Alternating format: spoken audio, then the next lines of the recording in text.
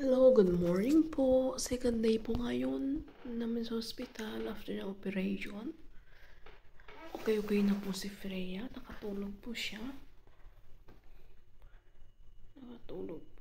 Nanggaling na po dito yung mga nurses, yung mga doctors. Chinek po siya. Tinanggal na po yung drop niya. Yung swero. Nakakabit.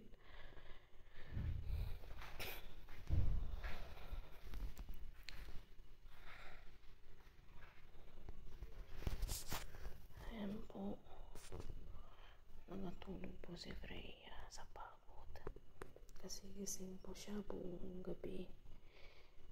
Ayan. Ayan po. Andito po kami ibang kwarto na po ito. Nilipat po kami sa ibang kwarto. Kasi sinisipon si Freya. So, hindi siya pwede doon sa kwarto na pinuntahan namin ngayon. Kahapon. Ang ganda po ng light to. Tigan yung maigi. Gumagalaw-galaw siya.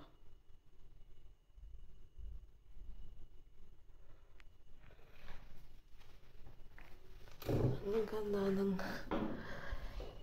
background dyan sa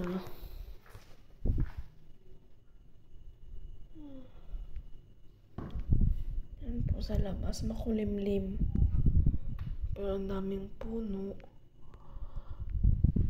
makulimlim siya.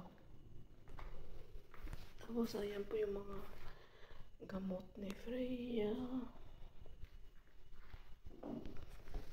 Uulitin.